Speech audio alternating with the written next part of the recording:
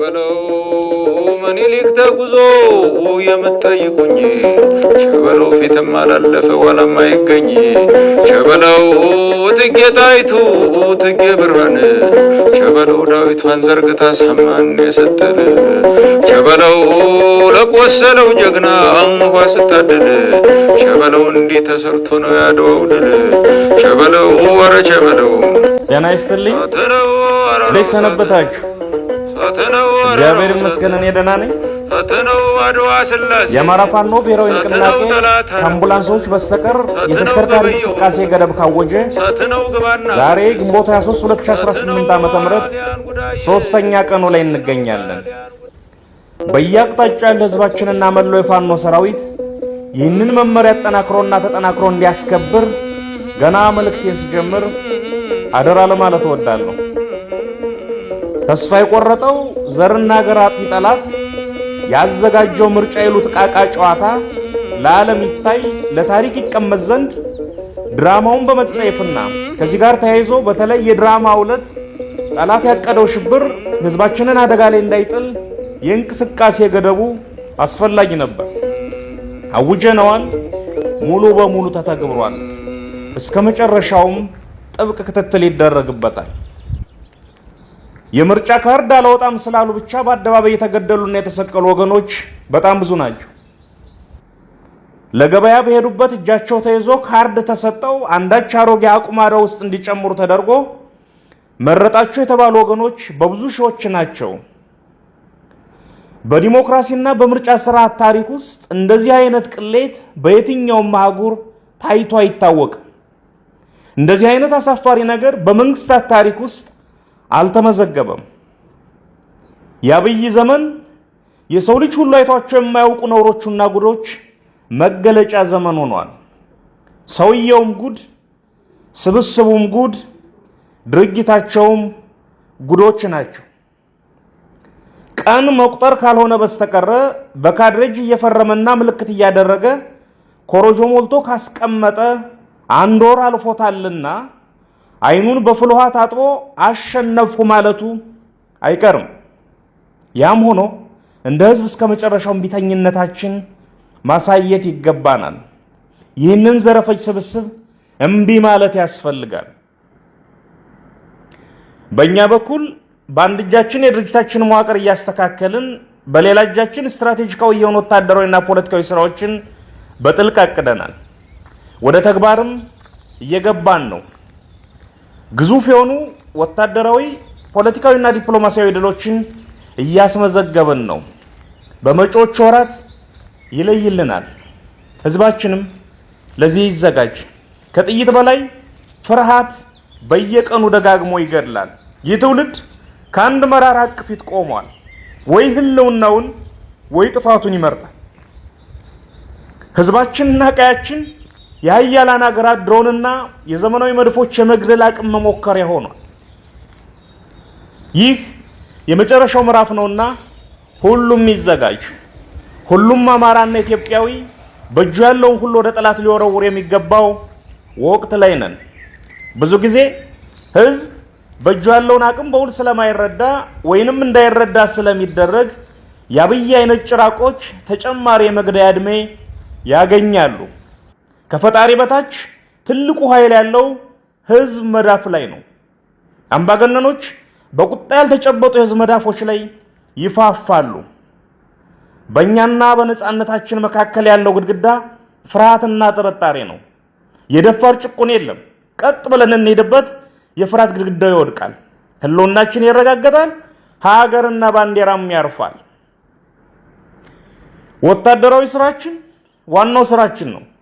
ስትራቴጂካዊ ጉዟችን ለማሳለጥ ማዘጋጀት ያለብንን አዘጋጅተን ጨርሰን የማሟሟቂያ እርምጃ ውስጥ ነን።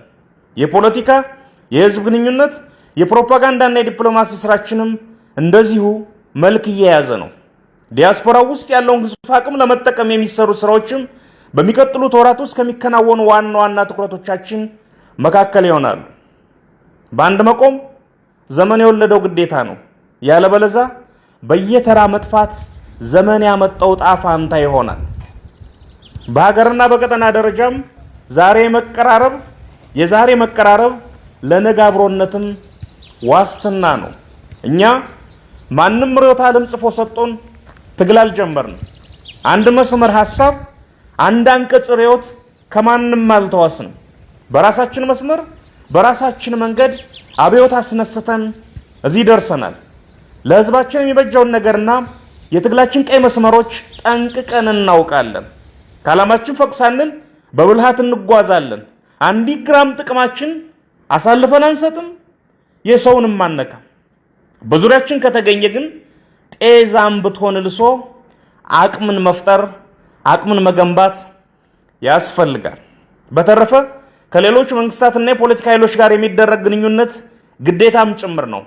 ምክንያቱም ነገ መንግስት ነንና የቀጠናውን ኃይሎች ነክሶ ጨርሶ ብቻውን የቆመ ሰውና ስብስብ ከማን ጋር መቆም እንዳለብን ሊነግረን አይችልም። አንድ ሊያጠፋ ሲያደባ ኑሮ ምቹ ጊዜ ያገኘ መስሎት በይፋ በአደባባይ ሊገል ለዓለም ነግሮ የመጣ ሰው እንዴት ከከበደና ካለሙ ጋር ቁምም አትቁምም ይላል? ምን አገባው? የአማራ ብሔራዊ የህልውና ትግል ለሌሎች ወገኖች ተስፋ እንጂ የስጋት ምንጭ አይሆንም። አማራ ብቻውን ታግሎ ማሸነፍ ይችላል። የአማራ ብቻ ሀገረ መንግስት መፍጠር ግን አይችልም፣ አይገባምም። ምክንያቱም ኢትዮጵያ የልዩ ልዩ ወገኖች ሀገር ናትና። ስለዚህ ዓላማውንና ጥቅሙን ከማይጻረሩ ኃይሎች ጋር የሚያደርገው ትብብር ፍጹም ጤናማ ነው፣ ይቀጥልበታል። እኛ በፍጹም ወንድማማችነትና በጊዜ የለን መንፈስ ስራ ላይ ነው ያለነው። የፖሊት ቢሮ ተከታታይ ስብሰባዎችን እያደረገ አቅጣጫ እየሰጠ ነው። ለልዩ ልዩ ጉዳዮች ኮሚቴዎች ተዋቅረው ስራ እየሰሩ ነው። አፋብን ስራ ላይ ነው። ከዚህም ከዚያም የሚሰሙ ድምጾች ደግሞ ይኖራሉ። ትግሉ እስካለ ድረስ ይቀጥላሉ።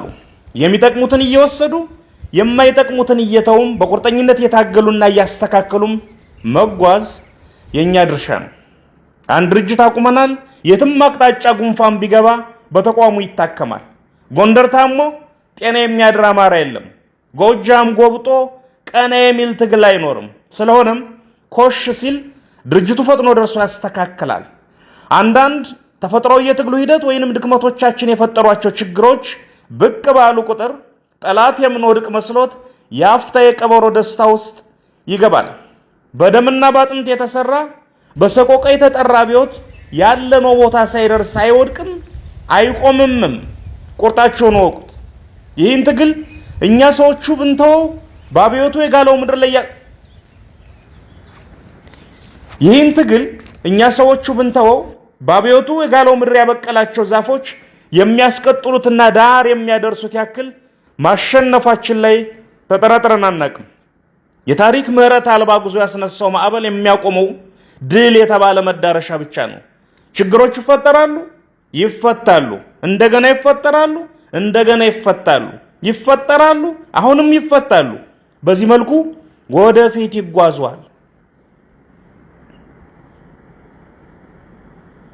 ይህ የትግል ተፈጥሮ የህይወት ቀመር ነው። በየደረጃው ያለን መሪዎች እንበርታ። አይናችን ግባችን ላይ ለቅጽበት ማንንቀል። ጓዳችን ዋርካው ምሬ ወዳጆ እንደሚለው መሪና መንገድ አንድ ናቸው፣ አላፊ አግዳሚው ይረግጣቸዋል። ይህ የመሪ ወጉ የመሪነት ደሞዛችን ነውና በፈገግታ ተቀብለነው በኪሳችን መተነው ወደፊት መጓዝ ነው። ትልቁ ምላሽ ምንም አለመመለስ ነው እንዲሉ ጫጫታና ግርግር ትኩረታችን ሳይሰርቀን ለሁሉም ነገር ምላሽ መስጠት ሳይገደን ወደፊት መጓዝ ነው። ጽናት ከስናይፐራችን በላይ የድላችን በር የሚከፍት ቁልፍ ነው። በጎ ምኞቶች ጫፍ የሚያደርስ የራሳቸው እግዚአብሔር አላቸው። በጎ ምኞታችን ላይ ሐቀኛ ጥረት ከጨመርን ድል ያለበት ሀገር ካፍንጫችን ይቀርባል። ይህ የመሳሪያና የቅንነት አብዮት ነው። ቅንኖን ቅንነት የማያከስር ፖለቲካችን ያልተጠቀመበት ሀብት ነው። ውድ የአማራ ሕዝብ ሆይ አይዞህ በርታ። እነዚህ ዘረፈጆች ይንበረከካሉ፣ እናንበረከካቸዋለን። ውድ ኢትዮጵያውያን ወገኖቻችን ሆይ አይዟችሁ በርቱ። ከተባበርን ያናፋል እንጂ ቅሽም ጠላት ነው ያለን። እናንበረከከዋለን። በያለንበት እንነሳ። ይህን ጸረ ሰው ቡድን ከዙፋኑ ላይ እናንሳ። ጭቆና በካቴናም በምቾትም ይመጣልና ሳንዘናጋ በአንድ እንነሳ። ለሁሉም በሁሉም የሆነች በበጎ ታሪኳና ሴቶቿ ላይ የቆመች ነፃና ደስተኛ ምድር እንፍጠር። ዕጣ ፈንታችን እጃችን ላይ ነው ያለው። ሁሉም የራሱ ሙሴ ራሱ ነው። እንበርታ፣ እንነሳ፣ እምቢ እንበል። እምቢተኝነት ታንክ አልባ ውጊያ ነው። ስለዚህ በአንድ እምቢ እንበል። ድል ለአማራ ሕዝብ፣ ክፋት ለማንም፣ በጎነት ለሁሉም። አዲስ ትውልድ፣ አዲስ አስተሳሰብ፣ አዲስ ተስፋ። ህልውናችን በተባበረ ክንዳችን። ሞት ለአብይ አህመድና ቡድኑ። ግንቦት 23 2018 ዓ.ም አርበኛ ዘመነ ካሴ